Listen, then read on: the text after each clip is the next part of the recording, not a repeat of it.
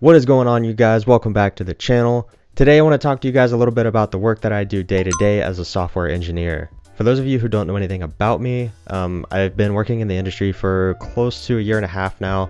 I got my first job working as a front-end developer at a company back in October of 2020. I was there for about 6 months, and then I transitioned to a different company to work in a full stack role.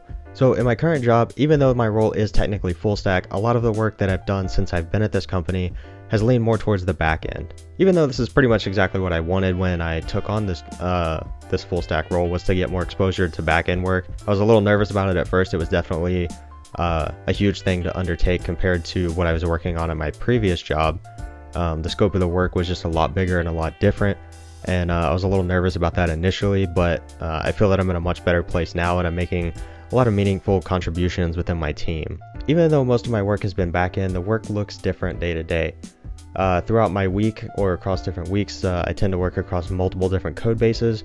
Sometimes it's a monolith code base that's very, very large, and other times there are microservices that are much, much smaller. The way that these code bases are constructed is drastically different, so the work always kind of looks different. It also really just depends on the size of the ticket that I'm working on or what the ticket is for. Sometimes the work can be isolated to just one code base, and then other times it can require me to work in, at least 2 different code bases. It really just depends. But something that is pretty cool about this position and the work that I do day to day and working across these various different code bases is that I get to use a lot of different technologies and a lot of different languages. Just to kind of name a few, on a regular basis, I get to work with both JavaScript and TypeScript.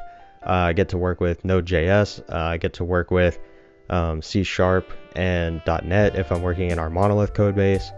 I also work with Amazon Web Services, and I work with a lot of the different services inside of AWS, including databases like DynamoDB. We have MongoDB instances, we have Aurora RDS, stuff like that.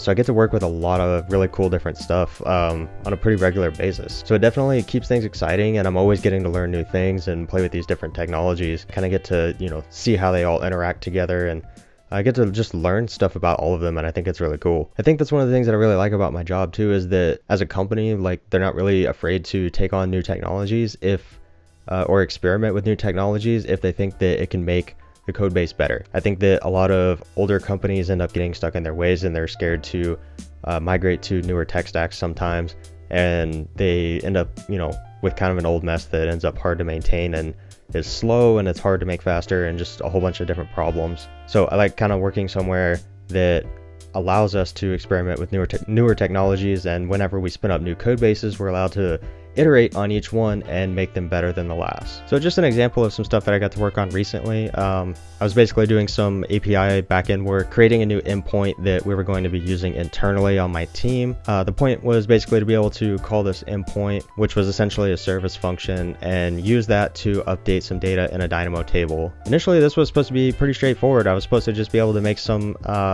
API calls to some endpoints that we already had that existed in a different service, be able to take that response data and map it into a new response object and return it from the endpoint that I was building. It turns out that after building the most basic version of this, the API endpoints that I was calling from the other service were not returning all of the data fields that I needed. So I had to find an alternative solution to stack on top of the existing solution I had already started to build. This led to me having to do some additional work inside of a monolith code base that is primarily written in C# and .NET. Basically, I had to go into this other code base and build 2 new controllers that satisfied the data requirements for the missing fields. These new controllers were written in C# and .NET, since it was in our monolith code base, while the other code base that I was originally working in is primarily consisting of TypeScript, serverless Lambda functions, things like that. So once I got those new controllers deployed, I could finally go back to the initial code base that I was working in, and from there I could call the new endpoints that I deployed from the other service, take their response data and map it into the new response that I would be returning from this service. And then once I finished up the work that I was doing here, I could then move this on to code review and then QA for testing, and then once it passes basically all of the stages of our agile workflow,